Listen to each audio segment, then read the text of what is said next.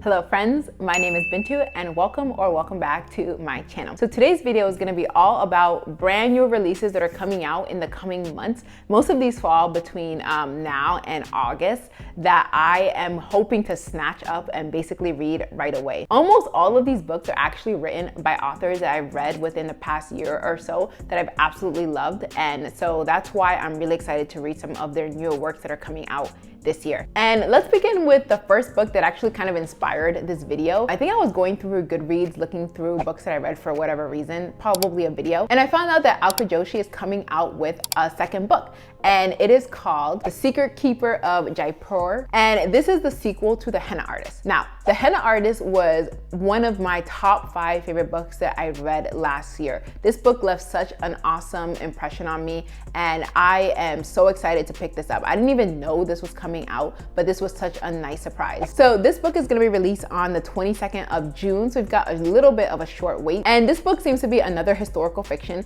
just like The Henna Artist was. And we revisit some of the older characters. The synopsis is, it's the spring of 1969 and Lakshmi, who's now married to Dr. J. Kumar, directs the healing garden in Shimla. By the way, one of the major cliffhangers in the last book apparently gets answered in the blurb for the second book. And this is one of the things I was really hoping for Lakshmi, so I'm really happy to see this. Malik has finished his private school education. At 20, he has just met a young woman named Nimi when he leaves to apprentice at the facilities office of the Jaipur Royal Palace. Their latest project, a state-of-the-art cinema. Malik soon finds that not much has changed as he navigates the pink city of his childhood. Power and money still move seamlessly among the wealthy class, and favors flow from Jaipur's royal palace, but only if certain secrets remain buried. When the cinema's balcony tragically collapses on opening night, blame is placed where it is convenient. But Malik suspects something far darker and sets out to uncover the truth. As a former street child, he always knew to keep his own counsel. It's a lesson that will serve him as he untangles a web of lies. So it's really interesting that this book focuses on Malik. He was in the previous book as Lakshmi's sort of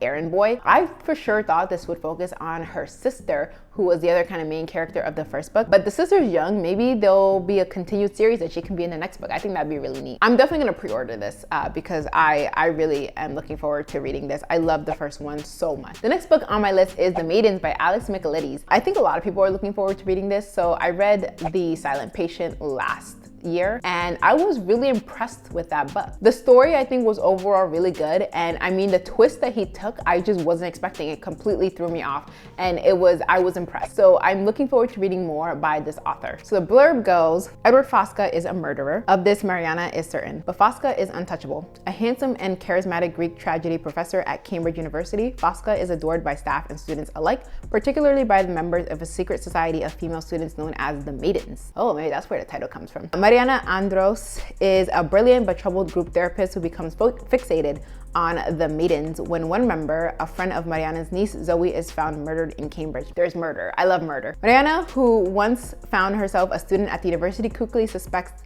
that behind the idyllic beauty of the spires and turrets and beneath the ancient traditions lies something sinister. And she becomes convinced that, despite his alibi, Edward Fosca is guilty of the murder. But why would the professor target one of his students? And why does he keep returning to the rites of Persephone, the maiden, and her journey to the underworld? Oh, there's a bit of Greek mythology in here. When another body is found, Mariana's obsession with proving Fosca's guilt spirals out of control, threatening to destroy her credibility as well as her closest relationships. But Mariana is determined to stop this killer, even if it costs her everything, including her own life. This sounds very different from his first book. Well, actually, there was murder in that book too, but I'm looking forward to this. I do love a good murder book, and murder plus psychological twist, I mean, that's like top notch. I think I'm gonna enjoy this one. Next is The Heart Principle by Helen Hoang. Now, I read both The Kiss Quotient and The Bride Test last year, and I think they're both 5-star reads. I loved those books. Helen Hoang's work just really impressed me. This book is set to be released on August 31st, so this one has quite a wait. And I mean, I was ready to read this when I finished the first 2 books, so I've technically been waiting for quite a while. So the blurb for this is, when violinist Anna Sun accidentally achieves career success with a viral YouTube video, she finds herself incapacitated and burned out from her attempts to replicate that moment. Wow, that's like too real life. And when her longtime boyfriend announces he wants an open relationship before making a final commitment,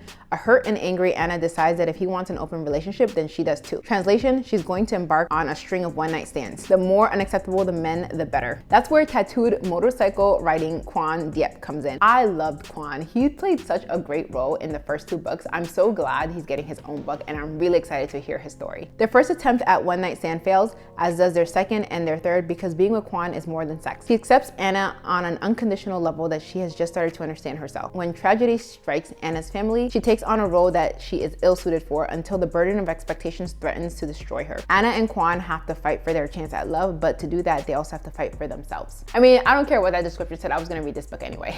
So I'm looking forward to this one. Oh, I can't get here soon enough. Next book on my list is Velvet Was the Night by Silvia Moreno-Garcia. This has an August 17th release date, so this is another August book. And again, I read Mexican Gothic last year by Silvia Moreno-Garcia, and I was pretty impressed by that story. I mostly listened to it on audiobook, but it was one of those, it was like a really slow horror story, but it was really enjoyable. So it was my first book by her, and because I enjoyed it, I think I want to pick this up and read more of her work. But I know she has a couple YA books, but this sounds like it's also adult, and that's probably right up my alley. So this book seems to also be set in Mexico City in the 1970s. Just like Mexican Gothic was, it was set in Mexico City and it was historical as well. And it says Mike is or Maite, I don't know how to pronounce this name, is a secretary who lives for one thing, the latest issue of Secret Romance. While student protests and political unrest consume the city, Maite escapes into stories of passion and danger. Her next door neighbor, Leonora, a beautiful art student, seems to live a life of intrigue and romance that Maite envies. While Leonora disappears under suspicious circumstances, Maite finds herself searching for the missing woman and journeying deeper into Leonora's secret life of student radicals and dissidents. Meanwhile, someone else is also looking for Leonora at the behest of his boss,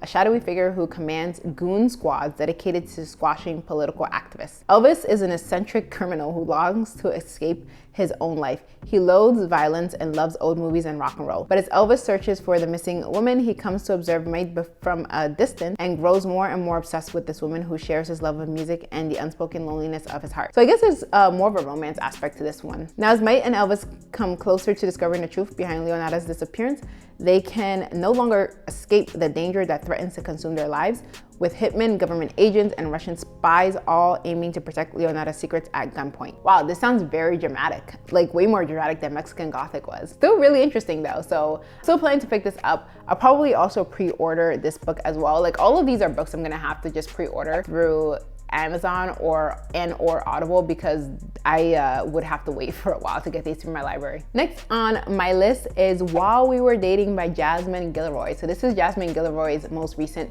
or most upcoming release, and this is going to be released on July 13th. I actually read her most recent release last year, Party of Two, and I know that one was very polarizing. I was one of the people that really enjoyed it. Some of her earlier works I didn't enjoy as much, but it's been on an upward trajectory with Jasmine Guillory, so I'm willing to give this one a shot. I feel like her writing has gotten better, and I think that I'm gonna like this one. So it says, Ben Stevens has never bothered with serious relationships. He has plenty of casual dates to keep him busy, family drama he's trying to ignore, and his advertising job to focus on. When Ben lands a huge ad campaign featuring movie star Anna Gardner, however, it's hard to keep it purely professional. Anna is not just gorgeous and sexy, she's also down to earth and considerate, and he can't help flirting a little. Anna Gardner is on a mission to make herself a household name, and this ad campaign will be a great distraction while she waits to hear if she's booked her next movie. However, she didn't expect Ben Stevens to be her biggest distraction. She knows mixing business with pleasure never works out, but why not indulge in a harmless flirtation? But their lighthearted banter takes a turn for the serious when Ben helps Anna in a family emergency,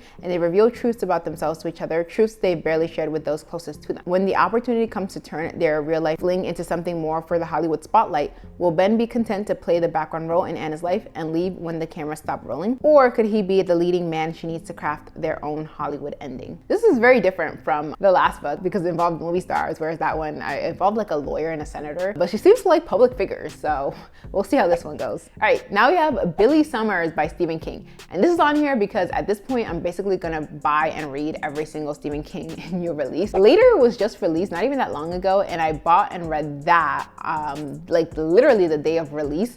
And so Billy Summers is set to be released on August 3rd. I can't tell, it seems like this is a a standalone book. I don't know if you know, is this a book based on a character that he's written before, or is this like a total standalone book? I think it is. It sounds like it is, but I'm not familiar with like all of his work, so I wouldn't be entirely sure. So here's what it says. Billy Summers is a man in a room with a gun. He's a killer for hire and the best in the business, but he'll do the job only if the target is a truly bad guy. And now Billy wants out. But first, there is one last hit. Billy is among the best snipers in the world, a decorated Iraq war vet, a Houdini when it comes to vanishing after the job is done. So what could possibly go wrong? How about everything? The spectacular Can't Put It On novel is part war story, part love letter to small town America and the people who live there. Stephen King really likes his small town America for sure. And it features one of the most compelling and surprising duos in King fiction who set out to avenge the crimes of an extraordinarily evil man.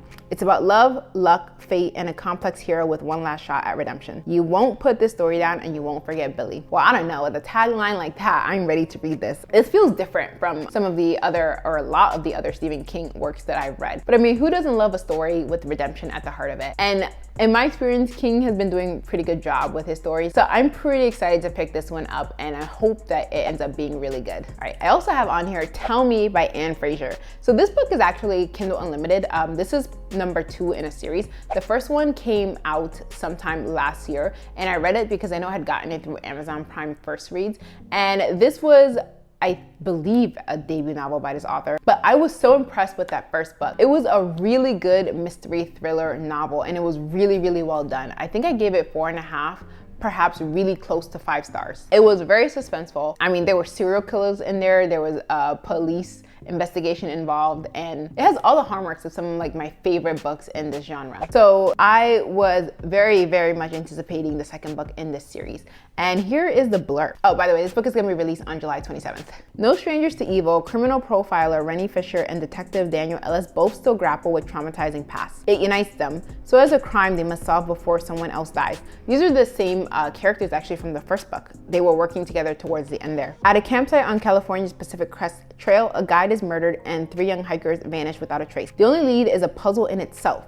A video of the crime scene looking eerily staged uploaded to social media. The other book also involved some sort of puzzle, so I think that's his author's thing, like throwing puzzles into the mysteries, which I really like. The girl who posted it can't be found. Is it a viral hoax gone unspeakably wrong, or is there something more sinister at play in the force? The case intensifies when one of the missing is found wandering down a dirt road, confused and afraid. As Rennie and Daniel struggle to sort fact from fiction, a secret past collides with the present, threatening to sever their relationship. Are some truths too much to bear? Will this be the case that finally breaks them? I mean, if the last case didn't break them, I don't think this one's gonna do it. I think the last one was probably more dramatic than this one was. Well, this will be really easy to pick up because I have a Kindle Unlimited subscription, and this will be part of that. So this will be a good one to pick up in summer. A nice, fun, thrilling read. Coming out like 3 days after that one is For Your Own Good by Samantha Downing. Now, this is the only book on here where I had never read anything by this author. I think I stumbled upon this book on Goodreads. They had like a mystery thriller week, and they had a whole bunch of mystery thrillers that were coming out. They were basically recommending, and I was going through finding ones that were pretty highly rated and that had interesting blurbs, and I came across this one. The ratings that are already in, I guess from people that had ARCs, are really, really high. So I think I'm gonna try this author out with this particular book. So it says, Teddy Crutcher has won Teacher of the Year at the prestigious Belmont Academy, home to the best and the brightest. He says his wife couldn't be more proud, though no one has seen her in a while. Interesting. Teddy really can't be bothered with a few mysterious deaths on campus that are looking more and more like murder, or the student digging a little too deep into Teddy's personal life. His main focus is pushing these kids to their full academic potential. Imagine if this teacher is just killing off kids that are like bringing down his like average. That's one way to boast your grades, I suppose. All he wants is for his colleagues and the endlessly meddlesome parents to stay out of his way. If not, well, they'll get what they deserve. It's really too bad that sometimes excellence comes at such a high cost. Well, it looks like we got another teacher who has finally broke and has gone on a murdering spree. This should be fascinating and fun to read. I mean, at the very least, it'll be entertaining. All right, guys, that is the end of this video. Those are some of the books that I'm really looking forward to over the next couple months that are gonna be released. And definitely stay tuned, subscribe, stick around, watch my monthly wrap-ups to see what I end up thinking about all of these books that I am very strongly anticipating. With that said, thank you so much for watching as always, and I'll see you next week.